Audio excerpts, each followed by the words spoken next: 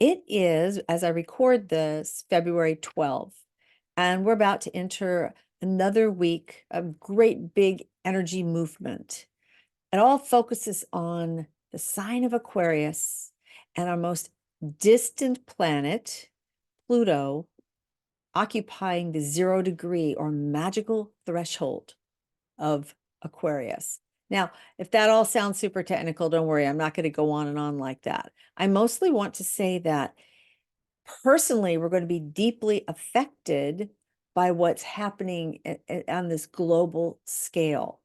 So when Mars, this planet of action and the masculine, the sacred masculine, and the planet of taking charge, it's young energy, it's movement, it's the warrior god. When Mars enters Aquarius, he will go past the vanguard. He'll go past the planet Pluto, which represents transformation, usually through death, through take apart. So some aspect of how you're doing things is probably about to change. It's already changed, is in the process of changing, and you are going to be discovering this new way. You're going to take action in your life. You're going to be redirecting how your energy flows. This is key, because we're really empowered right now to make very positive choices about where we want our energy to go and how we want to give to the world. The masculine energy is the giver, believe it or not. So then on the 14th, on Valentine's Day, that's when Mars and Pluto truly meet, where they become conjunct, is what we call it in astrology. And these are two warrior planets, sometimes considered maleficent. Oh my God, I can't think of the word right now, but you know what I mean, like not good omens. Um, but together, they can actually work in favor of each other. Yes, I think there's probably a good chance that we're going to see some sort of experience of conflict internally or possibly around us. But there's also this chance to use the Pluto energy to open up the magic of taking strong action in a very thoughtful manner in this whole rebirth process, the other side of Pluto. Pluto isn't taking things apart just because, oh, hey, I want to take the world apart. It's because we need to make changes. And we don't like to change. We want to stay nice and comfortable. Who wants to change? So Pluto's helping that, nudging us along. And with Mars and Pluto in the same sign at the same time, and it being the sign of the humanitarian and of all this new technology and all these possibilities, some amazing breakthroughs can happen. And that trickles down to you. How's it going to help you? Then a few days later, on the 17th, Venus will be entering Aquarius. And so Venus represents the feminine, the yin side, the creative, the what do we love? What do we value? What do we treasure in our lives? And especially about ourselves, because that's so important. So when she meets Pluto and is in Aquarius, this is not a super comfortable place for her. Aquarius is more mental and Venus is a little more emotional. Pluto is not about comfort levels, and Venus is craving comfort. She ruled one of the signs she rules is Taurus. So Taurus likes to be comfortable. Venus likes to be comfortable. She's not happy being uncomfortable, and yet she's going to be uncomfortable for a bit. We are going to feel our feminine side, our emotional sides more intensely, and maybe not feel like we have the space or capacity to handle it. I'm saying let's do it. Let's take those emotions, let's open them up. Let's open that river of energy and allow it to be handled by the masculine side, Mars, because Mars and Venus are going to meet on the what day? That's the 19th. They meet on the 19th. So just a few days later, these two conjunct, and that brings about the sacred balance, that can allow for amazing creativity and creations, amazing shifts and changes, and especially can be super helpful for romance and relationships. So all of this is happening in the next week.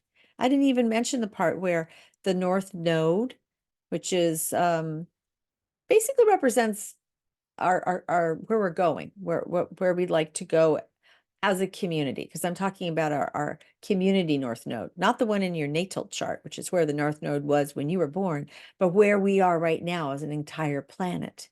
And when Chiron, the wounded healer, conjuncts the North Node on the 19th, that's when our own wounds begin to reveal what we are changing in our lives.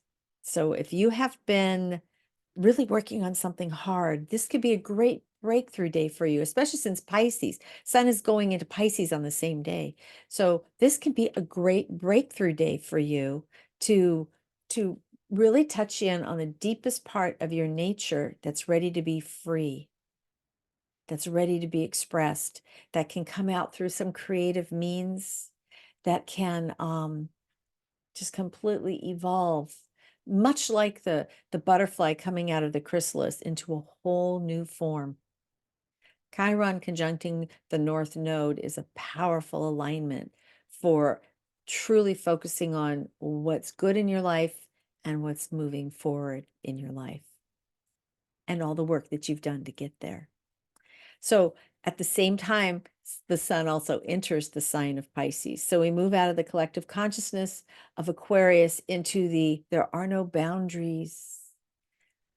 There's no like space and time, what I call the blissful seas, Pisces. So this is where we come to the culmination of the year of the zodiac, of all the experiences of the year, where we're going to take in everything that we've done and digest it, and then clear out the things we just don't want to take into the next cycle, which opens up with Aries in a month. So all this personal work that happens because the personal planets went through that magical threshold at 0 degrees Aquarius comes to a head on the 19th when the sun moves into Pisces, and we're re-embodying who we are at our next evolved level. It's actually kind of exciting, and it isn't like you have to do it all at this moment, but it's a great time to at least set the seeds, start making the plans for how what actions are you ready to take for the next year? Where do you want to commit yourself? And how can you tend to that sweet side, that creative, emotional, feminine side of you?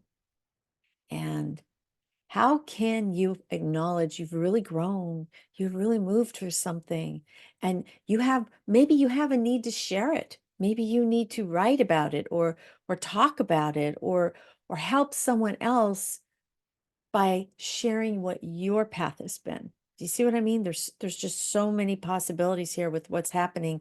If we can really get in touch with how we've evolved, we become part of the whole framework for how this whole situation in the world is going to evolve. Because as an Aquarius, I really care about that. But I know I can't go fix all the things that are really painful, deep wounds right now at a huge societal level. I can only focus on me and trying to do my best to influence, not through trying to control people, but by holding a different vibration, those who are around me. That's my idealistic dream. Anyway, this is your shamanic weather for this week, February 12th to the 19th, 2024. I'm Mara Clearspring Cook. You can find my ways to reach me, connections around this video. And I thank you very much for watching and sharing. And I encourage you to ask me questions. I am not an astrologer. I'm a shamanic practitioner, but shamans throughout the centuries and thousands of years have been those who looked not just to the earth, but to the stars for answers. And so that's why I'm very drawn to them. And if you're watching this and you've watched all the way through to here, I know you are too. So I hope I get to hear from you. And again, thank you for watching.